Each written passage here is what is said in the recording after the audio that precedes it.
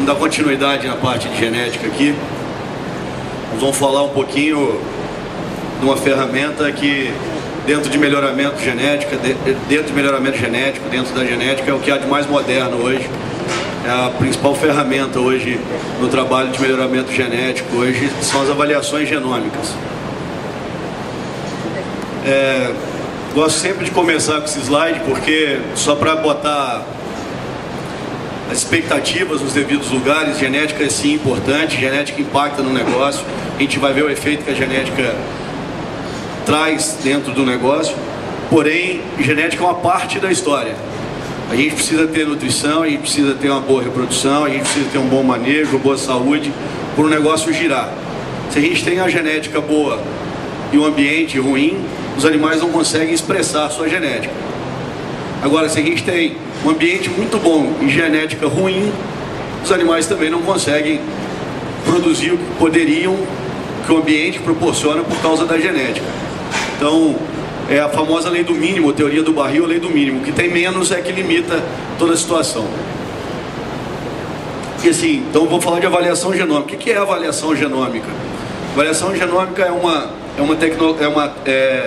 ferramenta que surgiu em 2009, inicialmente para os touros, e em 2012 já disponível também para as fêmeas, tá?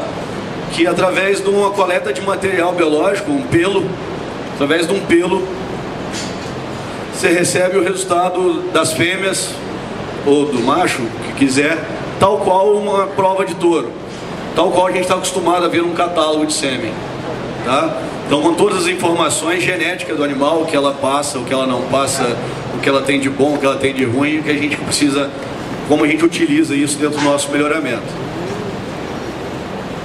Ah, legal. Mas e na prática? Como eu uso isso mesmo na prática? Então, só para mostrar, eu gosto muito desse slide, é clássico. São a gente olhando 4 bezerrinhas e fala assim, e aí, qual que é a melhor dessas bezerras para o meu negócio? Qual dessas 4 bezerras vai ser a melhor dentro da minha fazenda para a produção de leite, se o meu objetivo é esse? O que a gente tem hoje é... Eu brinco muito que aqui em Minas, eu sou mineiro também, não estou falando mal de Minas, sou mineiro. Aqui em Minas a gente fala assim, qualquer uma menos a branquinha. A branquinha a gente não quer, né? Mas vamos ver um pouquinho os dados então. Vamos pegar a branquinha mesmo. Isso aqui é dado real, tá? Isso aqui é um trabalho, pesquisa feita nos Estados Unidos. Então, a branquinha tinha produção para leite, a prova genética dela, quando pegou o pelinho dela, mandou a prova genética dela, 1.305 libras para leite. A DPR dela, que é uma característica correlacionada com a reprodução, taxa de prenhez das filhas, a DPR dela era 0,3. Esse animal pariu, lactou, encerrou a lactação e tinha produzido 37 mil libras. Estamos falando em torno de 37 mil libras, nós fizemos uma conta que ela dá uns 15 mil quilos, mais ou menos.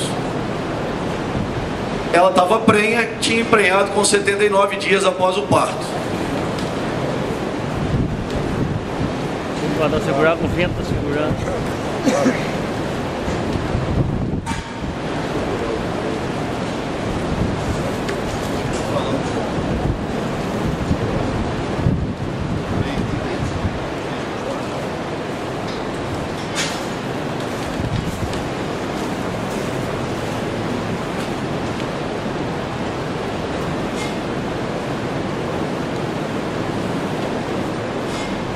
Então a branquinha, vamos continuar aqui para não perder muito tempo, não atrapalhar.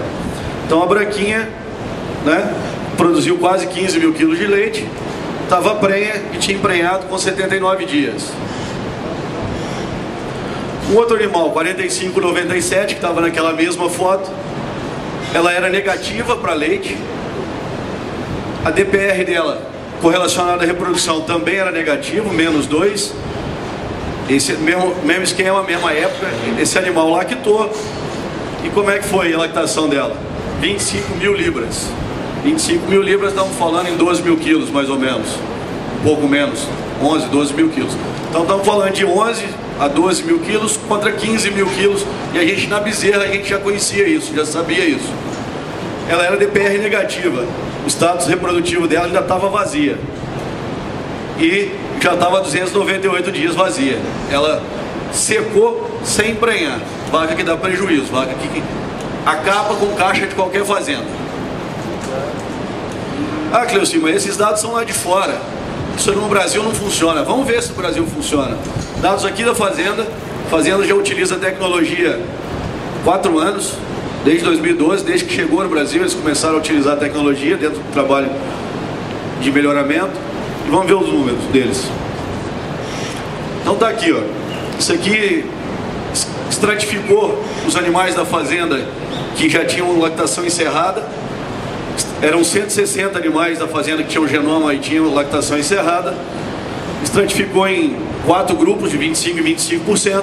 Vamos concentrar no grupo de maior PTA para leite e no de menor PTA para leite. Então estamos falando que o grupo de melhor PTA leite, quando encerrou a lactação, produziu na média 11 mil quilos. O grupo de menor PTA para leite produziu na média 9.500 quilos, sob as mesmas condições de ambiente, manejo e tudo mais. Estamos falando da diferença de 1.500 quilos numa lactação por animal. Então assim, é impactante, a gente sabia disso quando bezerra, a gente trabalha esse número, trabalha esse dado dentro do programa de melhoramento. Leite é atividade leiteira, tem que dar retorno financeiro, leite não pode ser hobby. Então eu gosto muito de ficar fazendo as contas para a gente comparar as coisas. Então só um rebanho de 100 vacas com a produção 1.500 quilos a mais por lactação, o que isso representa em dinheiro no rebanho de 100 vacas? Então 1.500 quilos dividido 305 dias, uma lactação, 5 quilos de leite vaca por dia. A 1,50 litro, R$ 7,50 por vaca dia. Vezes 100 vacas, estamos falando de R$ 750 a mais por dia dentro do negócio. 30 dias, R$ 22.500 por mês.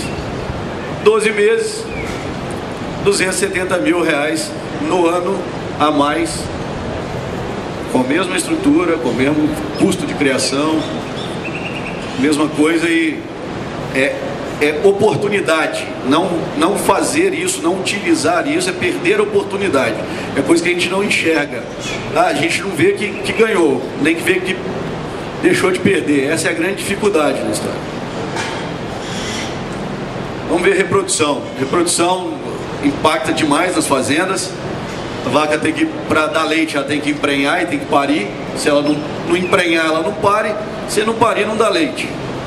E reprodução é tão importante que um dos motivos de maior descarte em qualquer fazenda leiteira é a reprodução. Um dado lá de fora, uma fazenda, observação grande, com 7.500 animais, uma taxa de prenhez dessa fazenda de 22%. 22% para uma fazenda leiteira é bom, não é, Reinaldo? Taxa de prenhez é bom? É ótimo, né? 22% de prenhez é um número bom. Mas vamos abrir esse dado um pouco mais para entender esse dado. Quando a gente estratifica o mesmo esquema de animais com DPR negativa, ou seja, ruins para reprodução, predito pela genômica, predito através do pelo do animal. Para o animal que é melhor, que é maior que 1, a gente sai numa taxa de prenhez de 19% para uma taxa de prenhez de 30%. Se 22 já era bom, imagina ter um rebanho com 30% de taxa de prenhez. Isso é dado lá de fora. Então vamos ver aqui se funciona no Brasil também. Dado aqui do Sequita, os grupos genômicos e a taxa de concepção. Aí não é mais prenhez, não estamos falando em prenhez, estamos falando em concepção. Grupo genômico que era ruim, predito genomicamente, 33% taxa de concepção. Que era bom, 46,5% de taxa de concepção. Preciso falar, os números estão aí, dá para ver, assim, então a genética, o que se predizia, se comprova. Nas vacas a mesma coisa, impressionante, quanto mais na segunda lactação aquele número, mas acho que é porque o N ainda é pequeno de animais na segunda lactação. mas vamos concentrar no primeiro. Então a gente sai de 36% para 55% de taxa de concepção nas vacas. Quase 3 doses de sêmen, não chega a 2.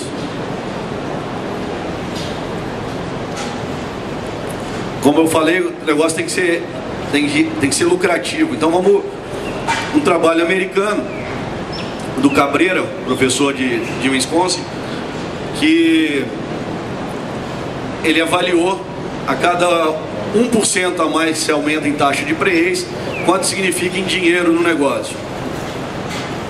Então, animal que era negativo, menos 2, tinha taxa de prenhez, nesse caso, de 12%. Animal que era maior que 2, tinha taxa de prenhez de 24%. Esse salto de 12% para 24% é $246 a mais por animal na fazenda. $246 a mais por animal, estamos falando mais ou menos R$800, 800 a R$900. Então, por animal na fazenda, só na mudança de 12% para 24%. E se a gente consegue selecionar animais com esse, a gente tem essa informação, que a gente precisa selecionar esses animais. Vida produtiva, a vaca a gente espera que a vaca pelo menos pague o seu custo.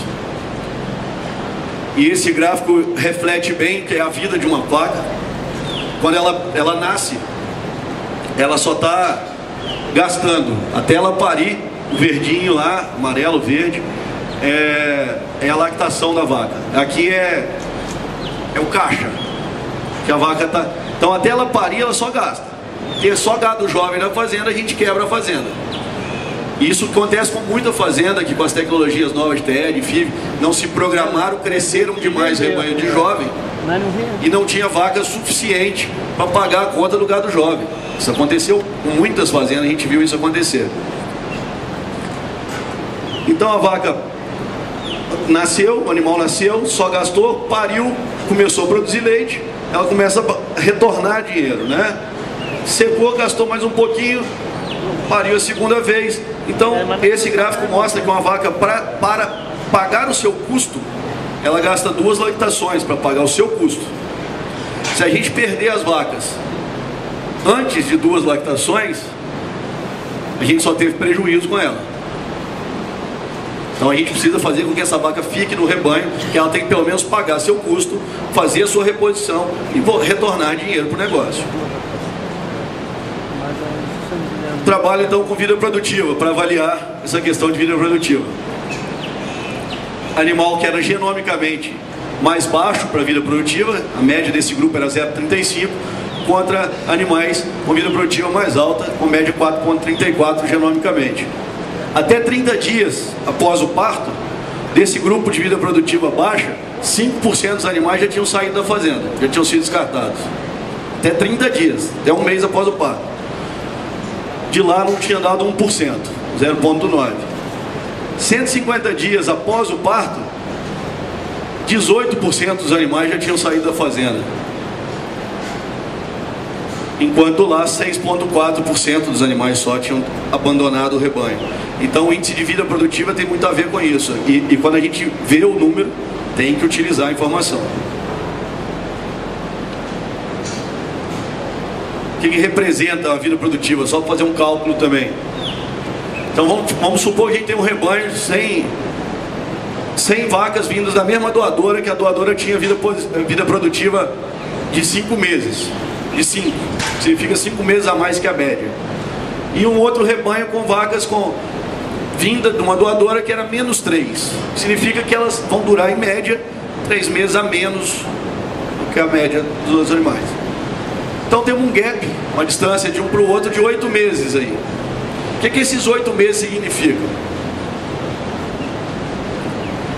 Então num rebanho de 6 mil quilos, uma produção baixa, uma produção tranquila, né? 6 mil quilos. Esses 8 meses de diferença a mais significa 4.800 quilos de leite a mais por vaca. A 1,50 estamos falando em R$7.200 a mais por vaca, retornando ao negócio. Vezes 100, R$720 mil a mais no negócio Então a gente tem que olhar isso e saber que esses números impactam financeiramente os nossos negócios. Eu falo que fazer avaliação genômica simplesmente não é melhoramento genético.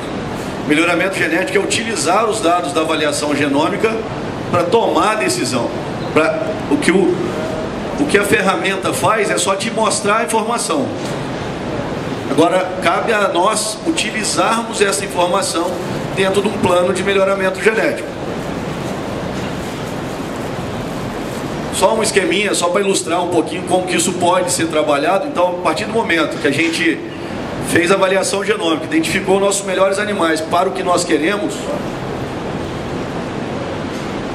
os melhores animais a gente seleciona, faz FIV, faz TE, utiliza semi-sexado. Então, de acordo com o que o técnico e ajustar com vocês dentro do programa de melhoramento. Mas esses são os animais que a gente tem que multiplicar. E o fundo, se eu tenho excesso de novilha, por exemplo, eu tenho que tirar animais da fazenda, então aqui que eu vou vender meus animais, os animais que eu não quero ter.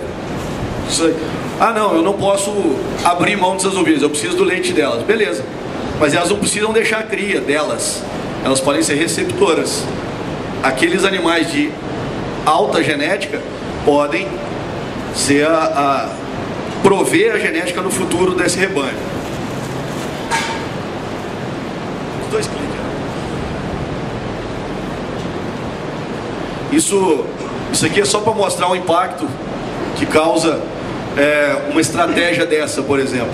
Então, se eu pego 5% do meu rebanho, 5% do meu rebanho para ser doadora, durante um programa de um ano, então 10 coletas no ano, esse 50% aqui eu uso sêmen convencional, normal, uso fazendo o negócio andar. E esses 45% aqui vira receptora. Na próxima geração, como é que o meu rebanho é composto? 60% dos meus animais são vindo desses 5% melhores aqui, ó. Quanto que isso é geneticamente no negócio? Isso é melhoramento genético. Exemplo de melhoramento genético bem feito é o Grupo Sequida. Tem feito um trabalho fantástico, como eu disse, utilizando a ferramenta, tomando a decisão certa, escolhendo as melhores vacas do rebanho, fazendo TE, fazendo FIV, escolhendo os melhores touros do mercado. Então, melhor com melhor, a gente tem coisas melhores na frente. Então, aqui mostra a evolução ano a ano do grupo, geneticamente, como o grupo tem evoluído. Os animais do grupo têm evoluído geneticamente a cada ano. A gente vê que sai do PTA para leite, que dava 200, para um PTA de 1.200. Então, assim, é bastante significativo o avanço genético que o grupo está obtendo. Tão significativo que para mérito líquido, que é um outro índice que a gente utiliza como efeito de comparação, os animais nascidos em 2016 está entre os 3% melhores,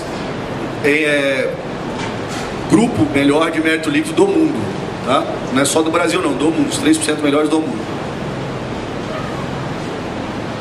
Gosto desse slide porque mostra que o tempo passa, as coisas mudam, a gente precisa evoluir.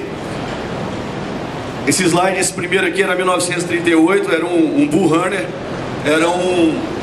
eram pessoas que existiam na Holanda, na Europa de forma geral, e que tinham bons rebanhos, eram rebanhos de referência. Então que ele pegava o touro e ia passando na estrada, com o touro, passeando na estrada, e quando alguém tinha animal para inseminar, botava uma toalhinha para lado de fora, uma bandeirinha para lado de fora, ele levava o touro lá, para inseminar não, né, para cobrir, ele levava o touro lá, cobria a vaca, continuava o trajeto dele. Então assim, imagina se a gente tivesse ficado nisso até hoje. Então as coisas passam, e a gente precisa evoluir, precisa aceitar a tecnologia. Hoje nós temos a genômica, que é uma tecnologia muito nova e confiável, tem a TE, tem FIV, então temos que usar a tecnologia a nosso favor. Era só uma mensagem, só para falar um pouquinho o que é genômica, o impacto que tem. Quem quiser falar mais, a gente está à disposição depois para poder conversar e falar do que quiser. É só para mostrar, eu gosto desse slide também porque 100 anos de diferença entre essa grande campeã de Madison, uma das posições mais importantes do mundo, para aquela lá. Essa aqui é de 1912, aquela lá é de 2012.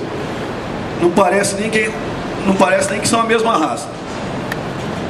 E são a mesma raça, a holandesa de 1912 contra a holandesa de 2012. Isso é que a genética faz, evolução. Óbvio que tem características de manejo, características de nutrição que melhoraram, mas seria impossível essa vaca aqui, né, com desse jeito dela, produzir esses 15 mil quilos que aquela vaca produziu. Então, a gente leva o rebanho para o lado que a gente quer. A genética está para isso. A gente molda, Aragão sabe bem disso, a gente molda o rebanho que a gente quer ordenhar. E a gente tem que decidir agora o que a gente vai estar ordenhando daqui a 3 anos. A gente tem que estar decidindo agora. Se a gente não decidir agora, daqui a 3 anos a gente também não sabe o que vai estar ordenhando. Então é isso, a gente está à disposição para conversar depois da Aragão para dar continuidade no processo aqui.